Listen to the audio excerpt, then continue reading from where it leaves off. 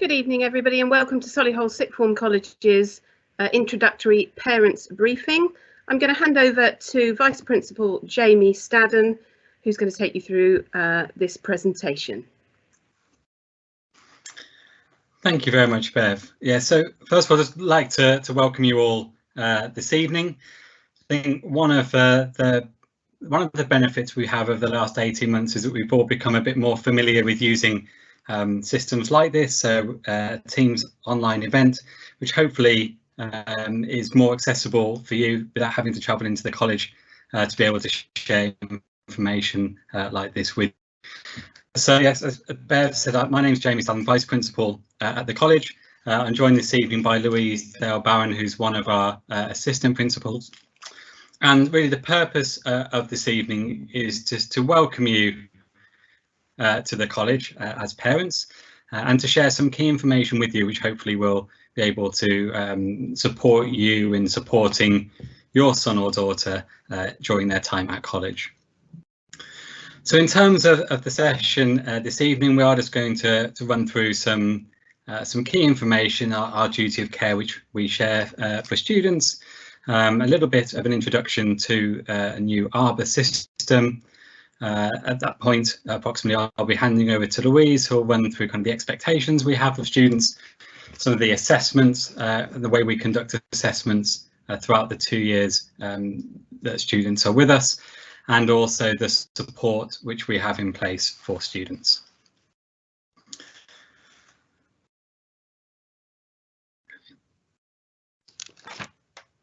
So first of all, just to kind of highlight the real success which our students are having with us. Obviously, grades weren't determined in the normal way this year, but we were delighted by the progress which the students made in their 2 years with us. And you can kind of see the headline data which we've attained this year. And this really is just a consistent move forward over the last few years.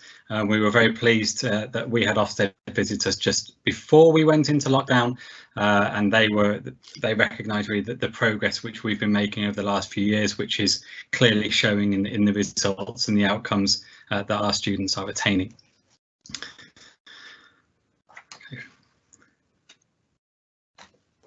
So just to share with you, really, when we're working as a college, and we'll show you in a moment as part of a trust as well, this is the ethos and the way, in terms of the way which we work with students. And that's very much it. We are working now with students. We're supporting them to move from that transition from school, which they are children, into their next steps into adulthood. So we very much want to work in that kind of mutually respectful way with one another, really around a focus on aspiration, investing in education in order to attain whatever it is that students need in order to progress successfully into their next steps. And we'll see on the next slide that feeds into the trust's visions and values. We are part of the Summit Learning Trust, which includes 3 secondary schools, 4 primary schools. Currently, the trust is likely to be growing, and the trust vision and values there are those which we share and which feed through the culture of the organisation which we are. So obviously, one of our primary responsibilities is in relation to safeguarding at the college. And we just really want to make clear both to you as parents and also to our students that we take any concern in relation to students very seriously. And it's really important that if you have any concerns or if your son or daughter have any concerns, then they should feel that they're able to speak to any member of staff in the college, and they'll be signposted to our safeguarding team to ensure that we're looking at what support would best suit their needs. We've got a lot of safeguarding and prevent information on our website as well, including the policies with regards to how we work. On the next slide, we'll see, there we go. So my role is as the safeguarding lead. Louise, who'll speak in a moment, is also one of our safeguarding team. It's actually Nancy, who's photographed the second one along in the photo, who is, she's a deputy safeguarding lead, and she does a lot of the work initially with students. She has a role which gives her much more flexibility to be able to do that. Currently, she is working to get a lot of information, transition information from secondary schools. So if there have been historic concerns, then we are likely to have that information. And obviously that supports kind of the work which we're doing to support students through the 2 years that they're with us. Okay, so moving into Arbor, this is a bit of a new step for all of us, as well as for you as new parents. We are moving from a bespoke system into a much more widely used MIS service, which is called Arbor. We have just been able to launch Arbor fully with students this week. So obviously they enrolled with our previous system in Tiber, and we've been transferring all of the millions of pieces of information from Tiber across into Arbor, and have been able to launch Arbor. So students are able to log in, see their timetables and get information already. As parents, you will also be receiving information about how to log into Arbor.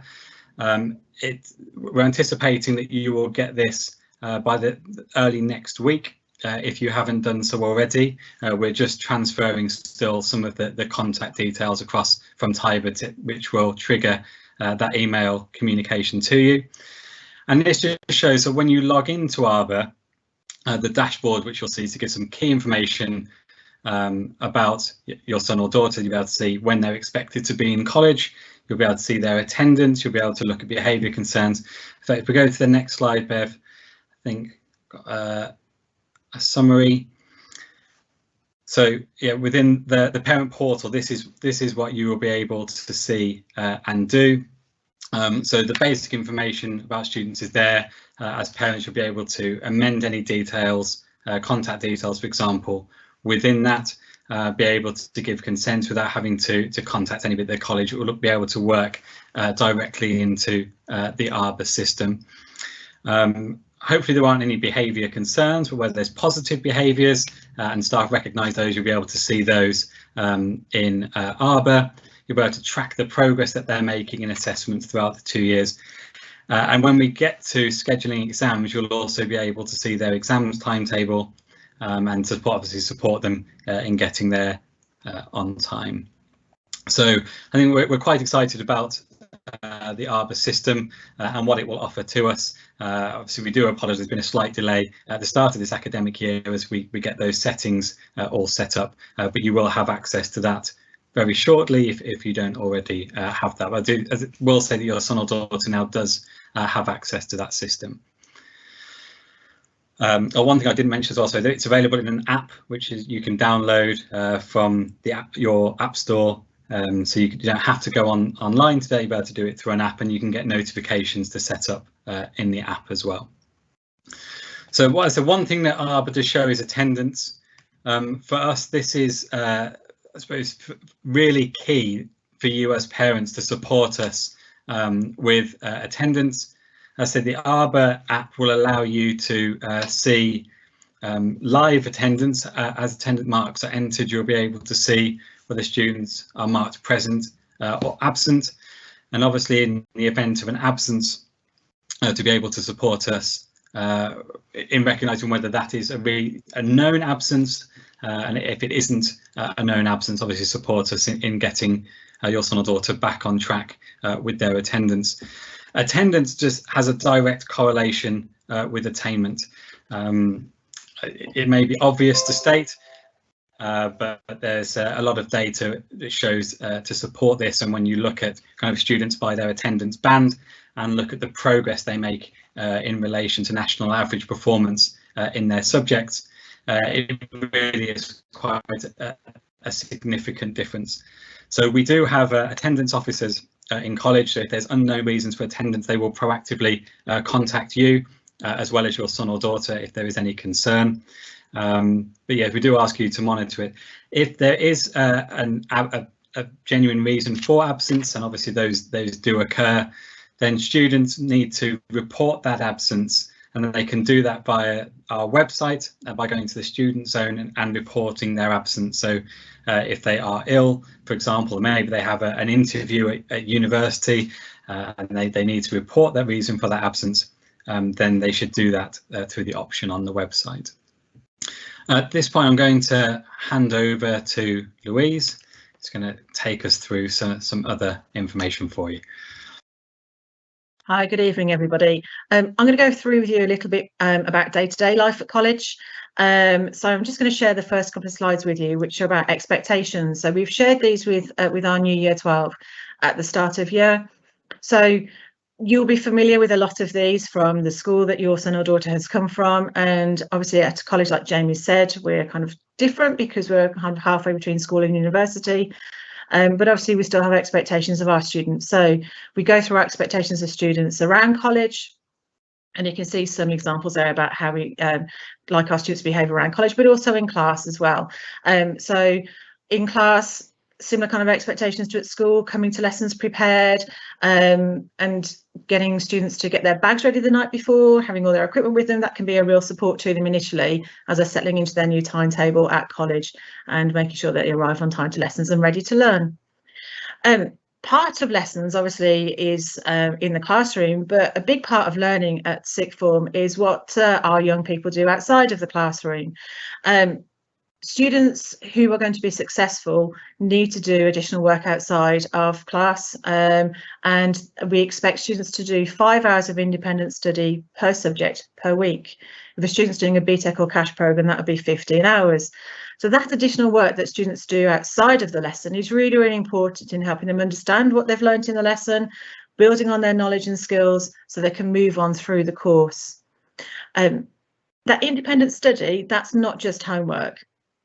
So it might be tasks that the teachers have set, it could be research or essays that they've asked to do.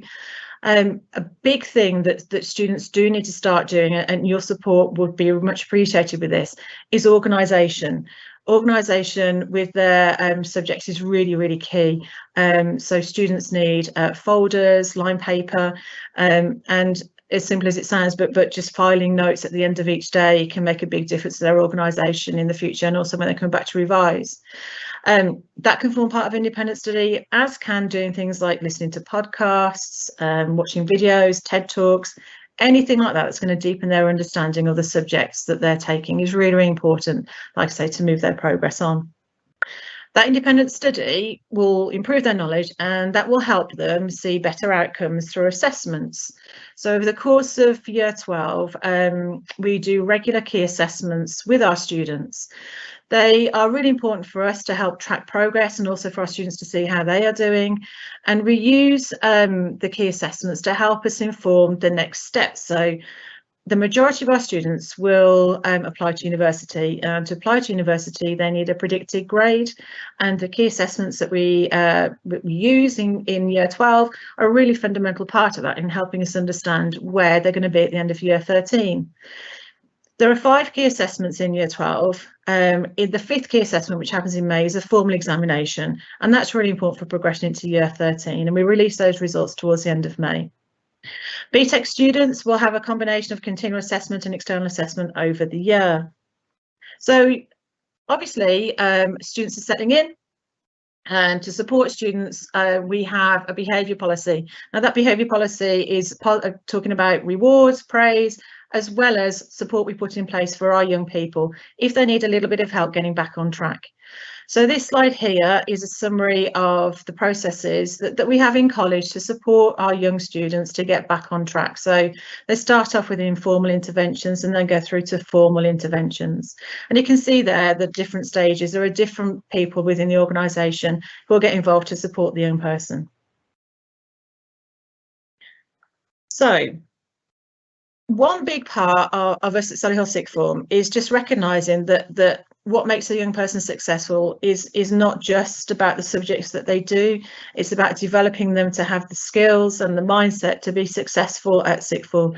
It is a big jump from year 11 to year 12, and the expectations on young people are different again. It's a different environment, there's more responsibility, and part of that support is giving every student an academic coach. Their role is to support them, help them fulfill their potential, help them with that transition from year 11 to 12.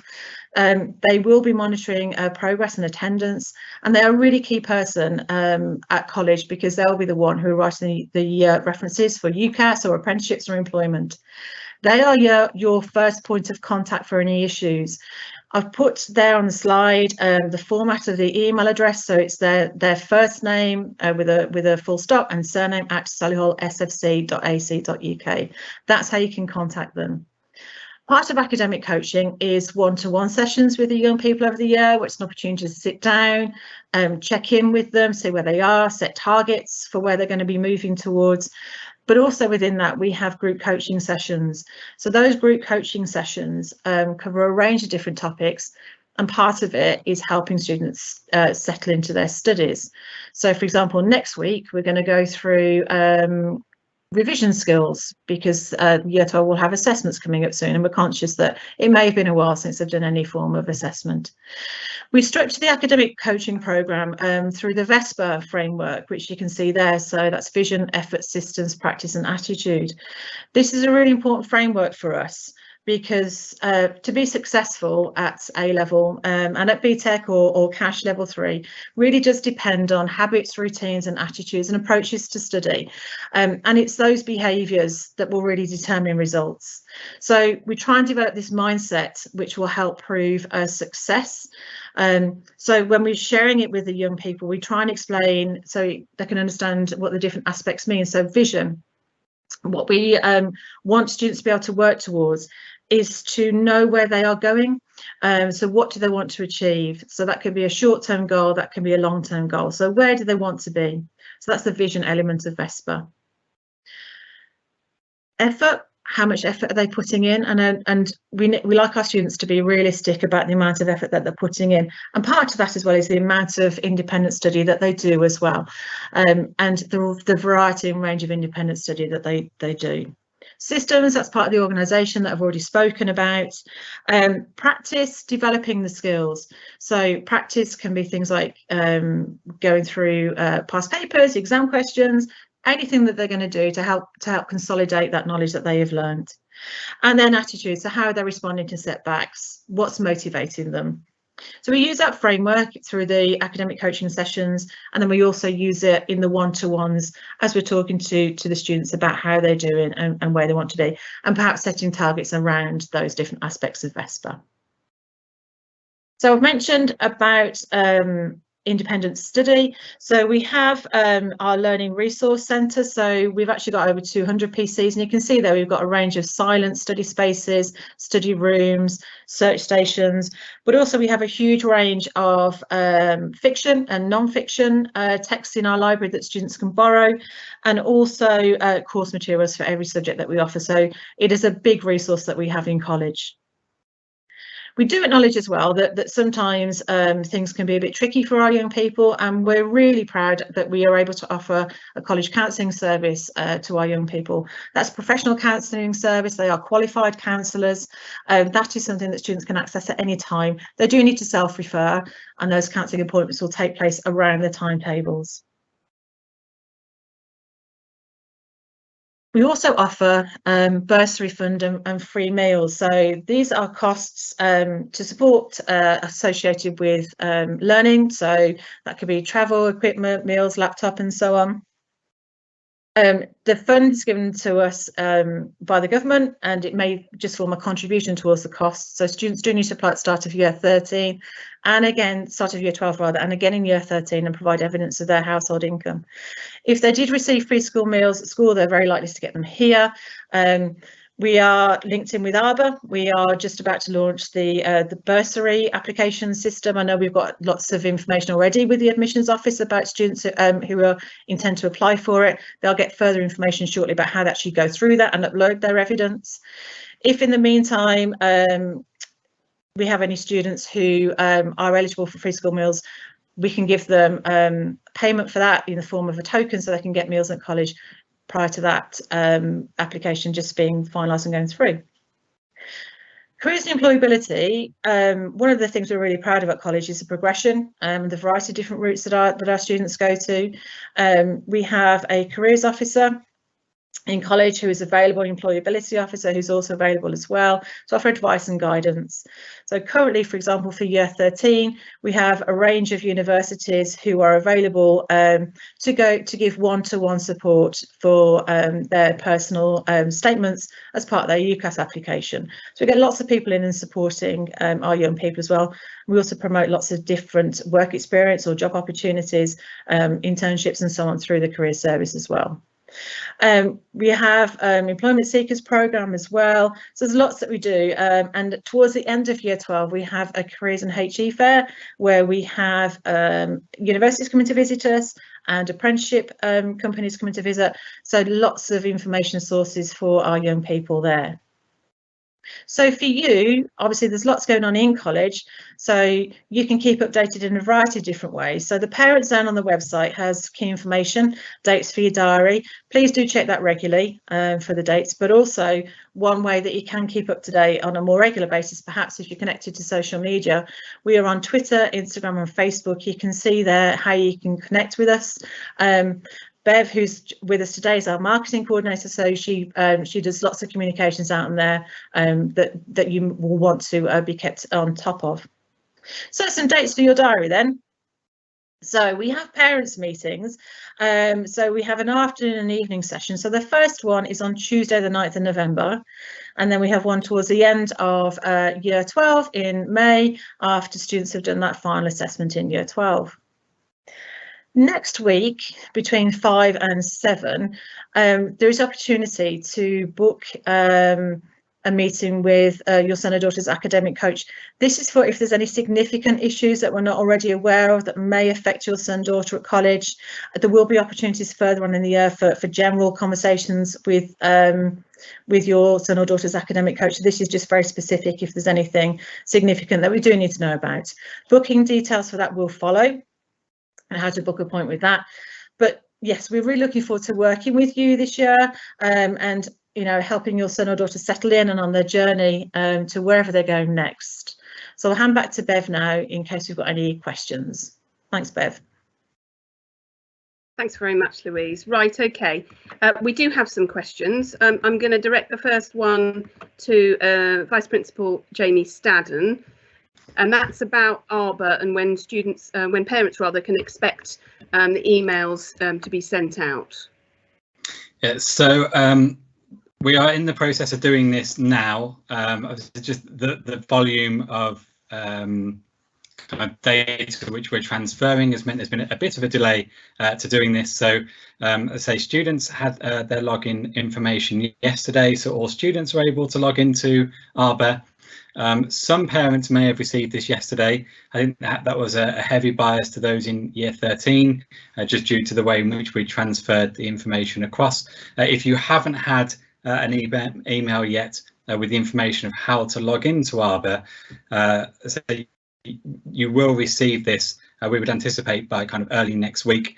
But it's a process which we're working on completing at the moment. So yeah, we acknowledge that that's something that you want to have, and we are working to do this as quickly as possible. Great. Still on Arbor, we've got a question here asking about the difference between Tiber and Arbor.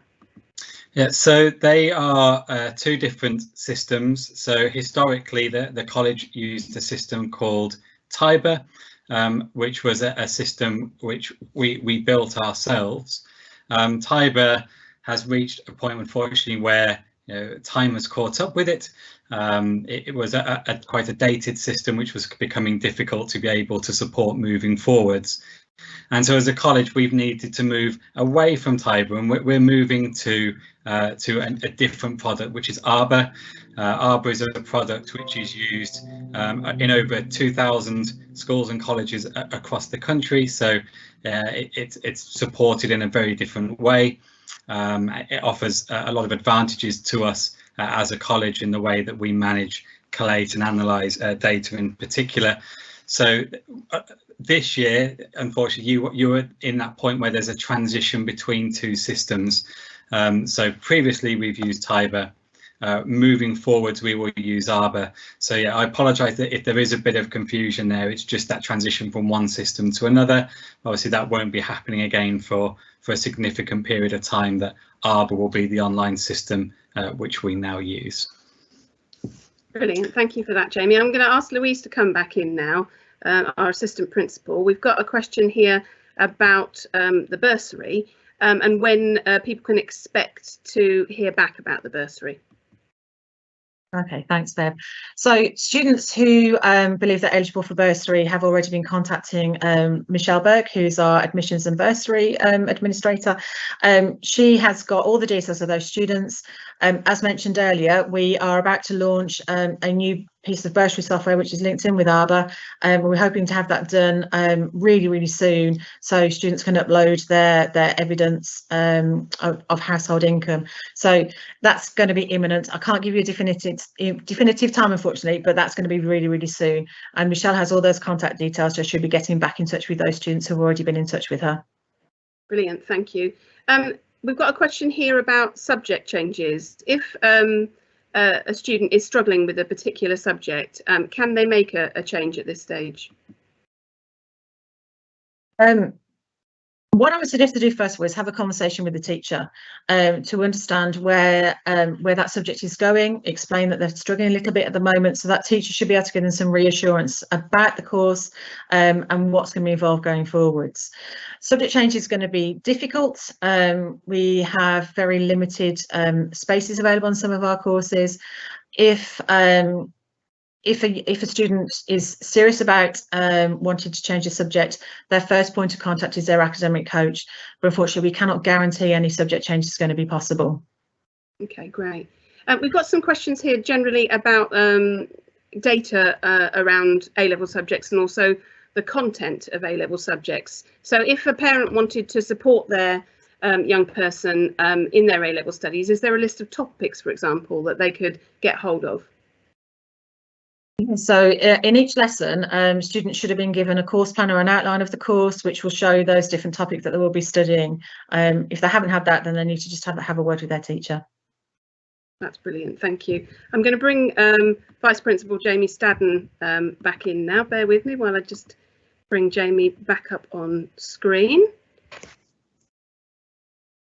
Okay, so we've got a question here about resources that we might advise parents on for like online e-learning packages. Is there anything you'd suggest, Jamie? It really depends on the subjects that they're doing. So there's a wide range of resources which lots of, well, I think all of our students subjects really dip into different things. So again, the key thing is for students to speak to their teachers. It's likely that that's being explained to them anyway about where they can access additional support and online materials. One of the key things that they're doing in these early lessons is developing that understanding for students about what they can be doing in study time and how they can be using that time. And so a big part of that is the resources which are available. A majority of subjects will be producing kind of subject guidebooks which contain that information. Okay, great. And we've got a question here about whether there are any additional interventions or support lessons for further help. So on the students' timetables, actually, there are intervention sessions which are timetables. They happen for those. Every subject they will have a fortnightly intervention session, which students would be invited to attend but they'll can be directed depending on the type of support which is being given. And a lot of subjects again offer additional support at different times as and when it's needed. It tends to peak at certain times of the year. We'll see far more students kind of staying later in the day to get additional support from their teachers. But again, the first protocol is to speak to their teachers, and they'll be able to advise them specifically about what's available for them. Okay, thank you, Jamie. We've got a question here about gaps in the timetable. In particular, this person talks about their daughter having a 4-hour gap and having to stay in college for supervised study. Can you just give us a little bit of information about the importance of supervised study?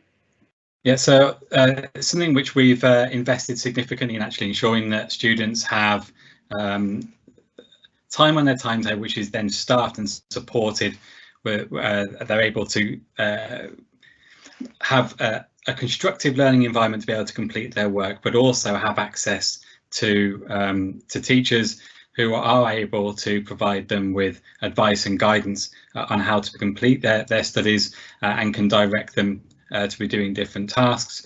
A time supervised study as well will have different content built in it, often linked with our kind of academic coaching program. There may be certain things that we're requiring students to do. That situation does sound unusual. I would advise them to speak to the academic coach in the first instance to see whether that's something which we could resolve. We can't remove all gaps in timetables, that's inevitable, but if there is something as extreme as indicated there, then we could look. Timetabling for the volume of students we've got, we have over 2,500 students, so timetabling is completed by a computer, not a person, and sometimes it could be possible to tweak things just with that kind of point in mind. Thank you for that. I'm going to bring Louise back in now. Louise, we've got a question here about dress code at college. What is the dress code?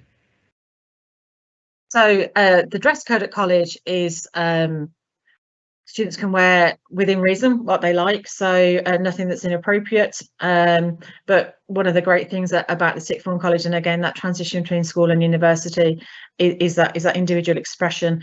So jeans, trainers, all that kind of thing is absolutely fine. Brilliant. We've also got a question here about parents' evenings and whether or not they will be online or face-to-face. Okay, so we're planning for the parents' evening in November to be online, and we will send out further details before that about how to access the appointments online and how to book them. Brilliant, thank you. And then another question here about whether or not students can access the library catalogue remotely. I believe so. I'm just going to pass that one to Jamie. Yeah, there are a significant number of resources which they can access remotely through a system called, or they use Heritage. There's another program that they use. So the LRC staff can provide advice on that, exactly how to link up. But yeah, there's an increasing range of resources which are now available electronically, as opposed to just in traditional books. So the vast majority of course books, for example, that would go alongside a program of study, so that the course books traditionally you would as textbooks, the vast majority of those are available electronically. We have licenses for those books for almost all subjects, and they are available definitely through the library's system online. So again, if you're someone that isn't yet aware of how to access those, just speak to any member of the LRC team and they'll be able to support with that. Thank you for that. And we've got a question about attendance, which has obviously not been populated on Tiber. Is this due to the migration to Arbor? It is exactly for that reason. So we began our migration almost immediately after enrolment. Registers have only been taken in Arbor this year. So as soon as you have access to Arbor in the next week, you'll be able to see all of the attendance marks which have been recorded so far this year. If you haven't been contacted, that's a good sign so far. Brilliant, thank you for that. We've got a couple of questions here about assessment. So one parent is asking if they can get dates for assessments, and another person is asking if the May assessments will be before or after May half term. Okay, so again, speak to subject teachers around the dates. We have windows in which the assessments will take place. So the subject teachers will be able to share that. The May assessments take place before May half term. They take place before any of the external examinations then need to be using obviously the same facilities for formal exams. So yeah, those are definitely before May half term. Brilliant. I'm going to stick with you, I'm afraid, Jamie, because we've got a few questions that are IT related, and I think you're probably the best place to answer that. So one of them is a student says they are unable to access Arbor because it doesn't recognise her email address. What would you suggest she does? So students should be able to log in with just their S number. Try that if not the full email address. But if it's not working for you, pop upstairs in Blythe to Blythe level 7, as it's called, then to IT support. And IT support would be able to help you tomorrow to access the system if you haven't been able to do so. That's great. We've also got a question about Wi-Fi, and this parent says that their child has expressed concerns over Wi-Fi in areas of the college, and she's struggling to maintain a connection on her laptop. Is there anything we can do about that? We have invested in a system called EduRoam, which should allow students to log in once, and then when they move between Wi-Fi points, it should be able to connect. I can raise with our IT support team. I'm not aware of any issues or why there would be issues. It could be just the volume of people trying to access it at the same time, but I'll speak to our IT support team and assess what's happened there. Right, okay, I'm going to bring Louise back in now. I'm very conscious that we have more questions than probably we're going to have time to get through, so I do apologise, but we're going to get through as many as we can in sort of the next 20 minutes. We do have a question here about the enrichment contribution. Is this a compulsory payment? No, it's not. It is a parental contribution towards the enrichment programme that we offer. We've developed it quite significantly this year as well. So students were able to sign up for different enrichments at enrolment, which appear on their timetable. So there's a session on Wednesdays which is dedicated to enrichment. Thank you. How does a student find out who their academic coach is? They will already have had an academic coaching session with them. So on their timetable, they will see the name of their academic coach. Okay, great. And what will actually happen at parents' evenings? So at parents' evenings, it's an opportunity for you to meet the subject teachers, to talk about progress. And it's just an opportunity for you to have a conversation with a subject teacher just about how this first half term has gone, if you talk about the first one in November. So it'll be an online meeting, as I mentioned, and you'll be able to book an appointment with each of the teachers to discuss. Thank you very much. I'm going to bring Jamie back in now. We've got a question about Arbor, and specifically, how do students and parents see what negative points, and let's hope positive points, have been given on Arbor? So when you receive negative points, once the system is set up, you can, if you have the app, you can set up notifications which would notify you when something is added. Alternatively, you can choose to log in either onto the app or via the web page to have a look at the information there. The system is quite intuitive. You should be able to, when you see the negative or positive points, click on those. Teachers always have to select a reason from a drop-down box when they're assigning, so you'd be able to know broadly what the reason was for, and then they may enter some more details about the incident which has led either to that praise or that concern being presented. So hopefully when you're in Arbor, you'll be able to see that. I will say that the Arbor user guides are really helpful. So if there's something you're not sure about how to do it when you're in there, I would just recommend you use their search function. They've got a series of user guides, which is specifically just for the parent portal, and you'll be able to see how to access different features and how to use the system if it's something which isn't just intuitive when you log in. Thank you for that. We've got a question here about whether or not we have a SENCO lead. Can you give any information about that, please? We do. So our SENCO is Caroline Sweeney.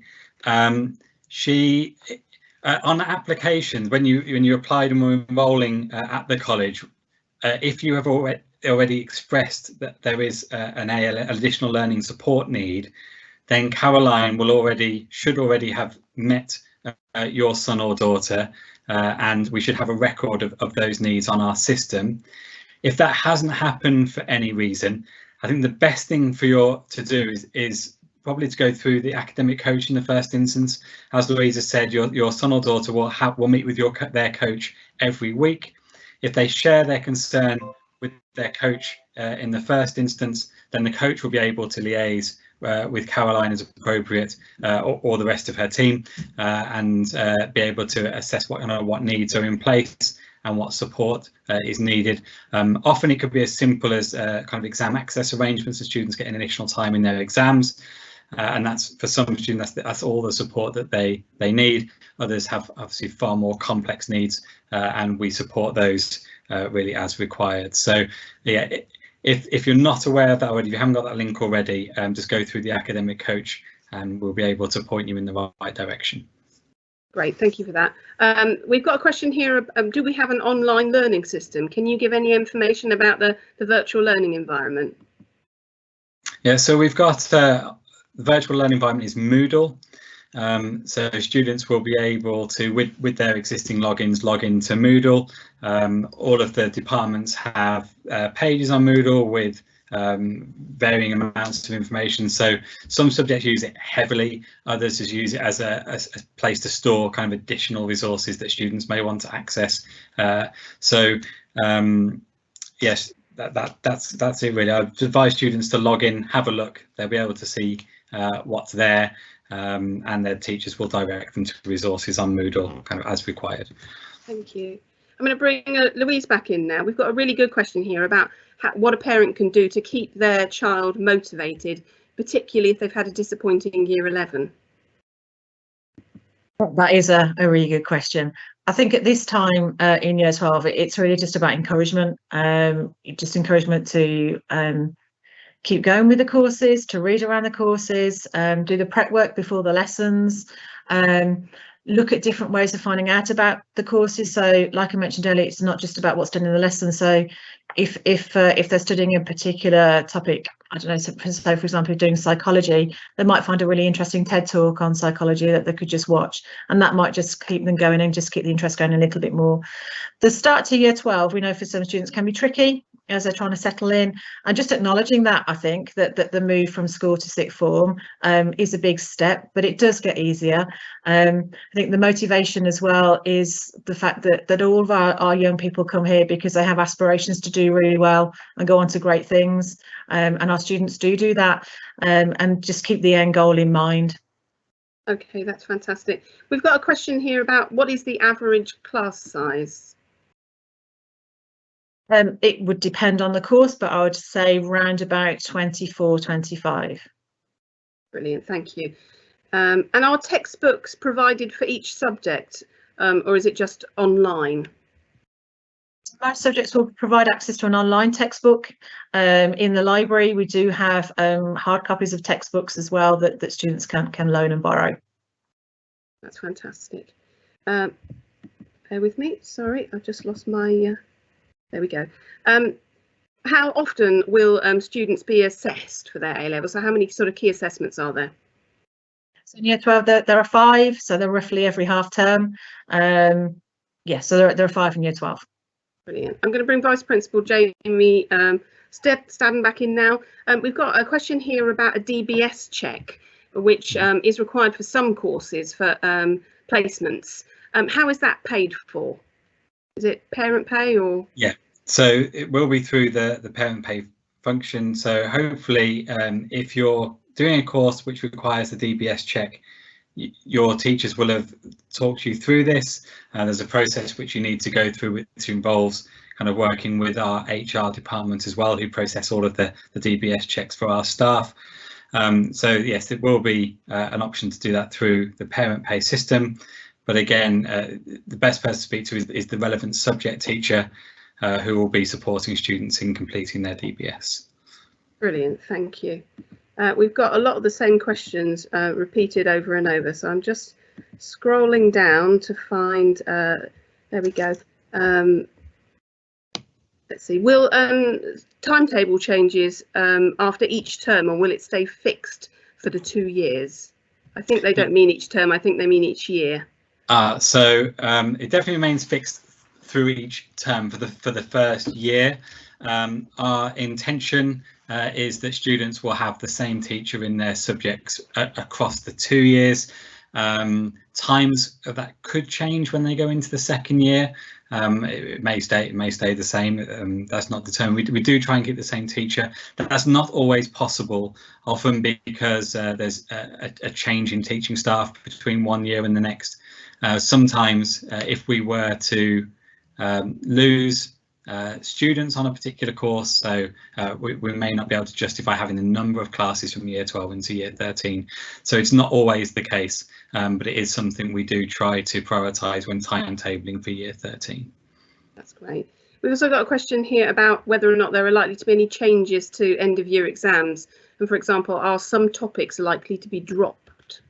That's a fantastic question that we are also asking of the DFE at the moment. So yeah, we're waiting for clarification from the DFE and Ofqual with regards to how exams will, or how students will be assessed this summer. We're not yet aware of what the results date will be either. That's not yet been published. So we are at the mercy of a higher body in relation to that question, I'm afraid. But yes, once we know the answers, then we will be sharing that information with students. That's great. We've got a question here about the start time for the day. Can students just turn up for their first lesson, even if it's later in the day? And what can students do if they do have free periods? Yes, so for us, this is one of the big, I think one of the big advantages we offer over perhaps a school sixth form is that we are supporting students towards the next steps, which for the vast majority of our students is higher education. And a big part of that is students needing to learn how to manage their own learning. So they have obviously independent study, that they should be working more this year than they worked when they were in year 11. This is something I try and flag to them all the time. In fact, not just year 11, they should be working more now than my daughter, who's in year 4, is working. And we think she has school all day, every day. So she's in from 9 till 3:30 every day, doing, you know, at least 25 hours of learning per week. And some students, when they come into the sixth form, think, oh, well, I've only got 15 hours of timetable time. They could end up doing less work than they did when they were in year 4. And obviously that just isn't right. So it's really important that students get up to speed quite quickly with regard to the demands of independent study. Some students choose the best way for them to do that is to come into college at 9 and stay till 4 every day.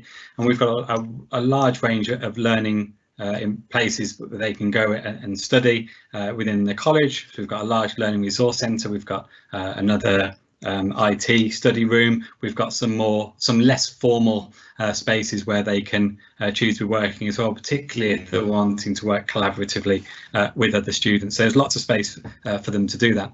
But one of the key learning points that students need to gain is, you know, what works best for them. For some students, it's best for them to work later in the day. That's something the teenage brain and how it works, and with their sleep patterns, it may be that they can determine that they work later in the day. So therefore, they only want to come in for perhaps their first lesson of the day is 10:45. They don't need to come into college until 10:45. Similarly, they can choose to leave once their last lesson has ended. So they could be leaving much earlier in the day, and they need to decide whether they want their best working at home, whether they're best working at college, whether they go to a library somewhere else, whether they go to friends' houses and work collaboratively. These are choices that students need to make. As long as students are doing the work and getting the outcomes and making the progress that they should be, then they will have the flexibility and the freedom to making those choices for themselves.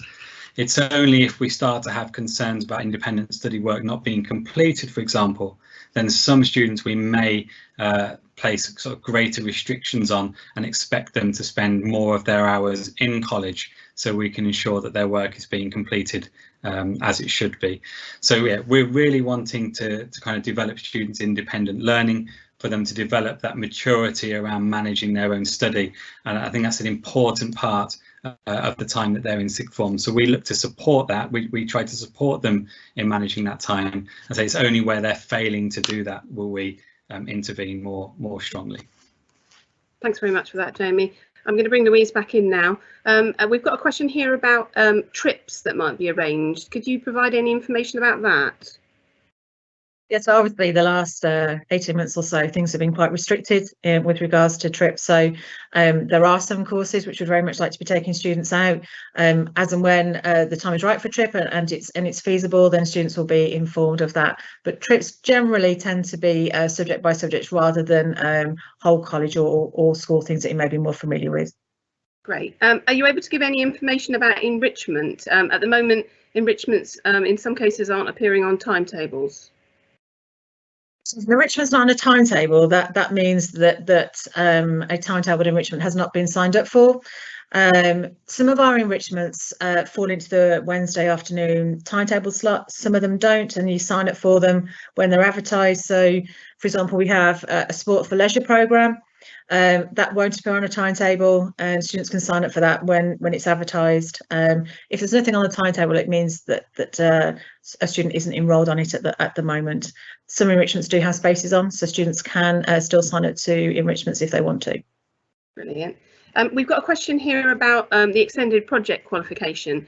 How are students supported in establishing an appropriate and viable focus for an EPQ study?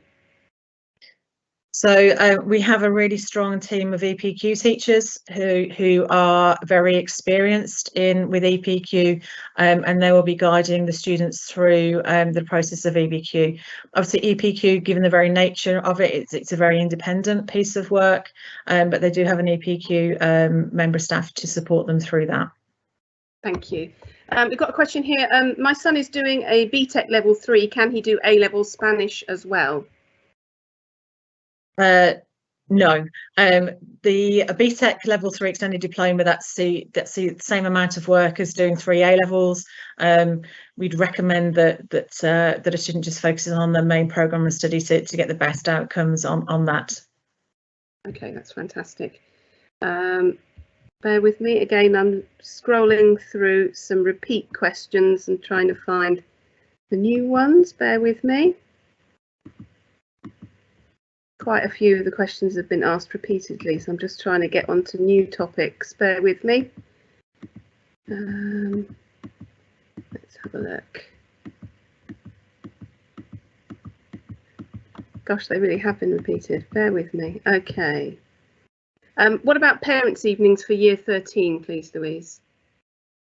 Yeah, so the parents' evening for year 13 will take place in February of 2022. So details for that will be provided closer to the time of that as well. Thank you for that. I'm going to bring Jamie back in now. Jamie, we've got a question about lockers. If a student has reserved a locker on parent pay, how do they get allocated their locker?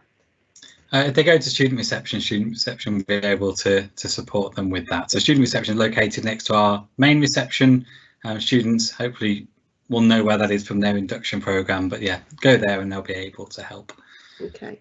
And how do students and parents access the virtual learning area Moodle? So parents can't access Moodle, so it requires you having the college login, but students will be able to log into Moodle. Yes, there's. I'm looking at you, Bev, for a nod here. It should be available, a link via our website, I think, into Moodle. Yeah, there is, and there's certainly one on the main page that students get when they're in college. Yeah, so they can access it in college quite easily through a hub page, which will appear every time they log in. If they're accessing it from home, they can do that through a link on the website, so using their student login details. Brilliant. What is the process for students if they have medical appointments and they need to take time away? So any absence that's going to require a student to miss a lesson would need to be recorded via our website. So students just go onto the college website, go to Student Zone and report an absence, and they'll be able to record their appointment and kind of what that appointment is for. With the way that timetables are now structured, students have periods in the day, in the week, where they don't have lessons.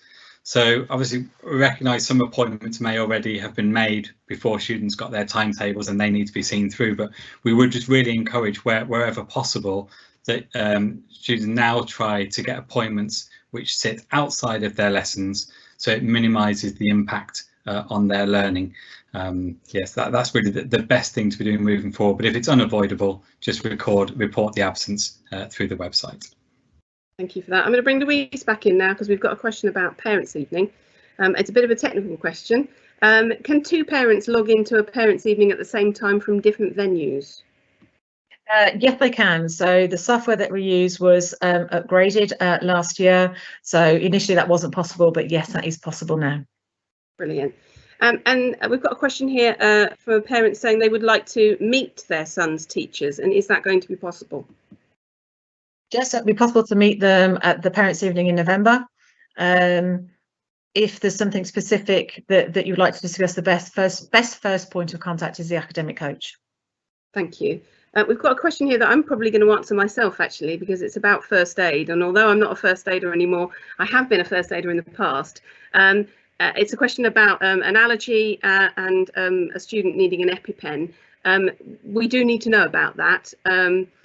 They should be contacting their academic coach in the first instance. We will look to do a risk assessment. We do have a first aid room where things like EpiPens and that are stored.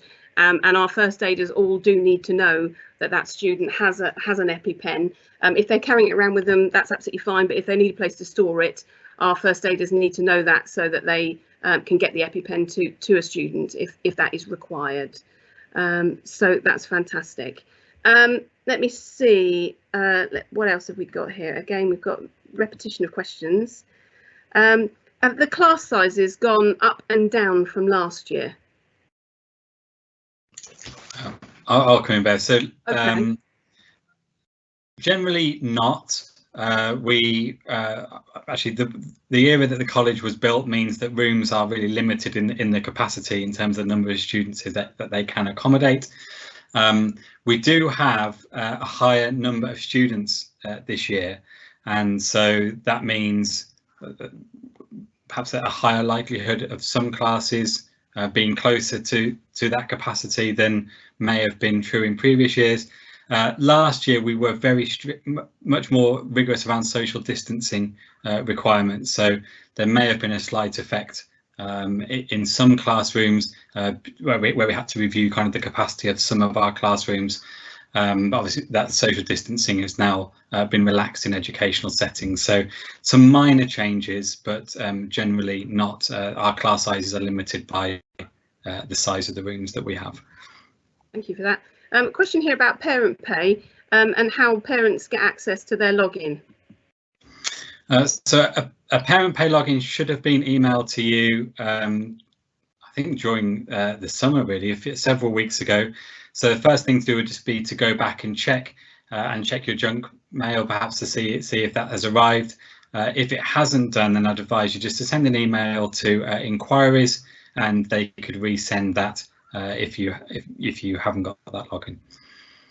Fantastic. Yeah, I'm aware that a mailing was sent out to students and to parents over the summer, and it's the parent mailing that had the parent pay information in. So if you don't have that and contact the college, you should be able to speak to our central admin team to get hold of that. I'm just scrolling down while I talk to see if I can find any more questions that we haven't dealt with yet. Bear with me. We've had hundreds and I can't get through all of them, I'm afraid. We've only got a couple of minutes left.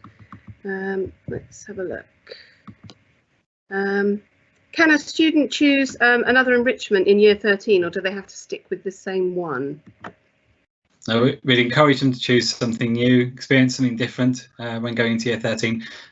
Some enrichments may carry over into the second year, and they'll want to continue with that enrichment, but yeah, lots of things give an opportunity to change. Okay, fantastic. Let's have a look. Do you have a system for paying for printing? So all students have an allocation which should suffice actually through their academic year in order to print their course materials as required. If they want additional funds, then that can be added to printing, but It'd be unusual if they're doing a subject perhaps like art, where there's a high demand on printing and printer credit. In the first instance, I'll just speak to the art teacher to see if it's essential for learning, then we would support students having access to that credit. It can be added through bursary payments as well. It's one of the things bursary can be used for if needed, or students can, I think, through our LRC staff or student reception, purchase more printing credit if required. Brilliant, thank you for that. I think we've just about run out of time now, so thank you to everybody who's attended, and thank you to everyone who's asked questions. I do apologise if we didn't get through all of them, but we've tried to address as many different topics as we can. I'll say thank you to Vice Principal Jamie Sadden and Assistant Principal Louise Dale Barron. If you do have any questions that are really pressing, please contact your son or daughter's academic coach in the first instance. You can also email through the website. That will come through to me, and I can distribute the emails onto the appropriate people. All right, I'm going to bring it to an end there. Thanks ever so much, and have a good evening, everyone. Thank you. Bye-bye. Thank you. Bye.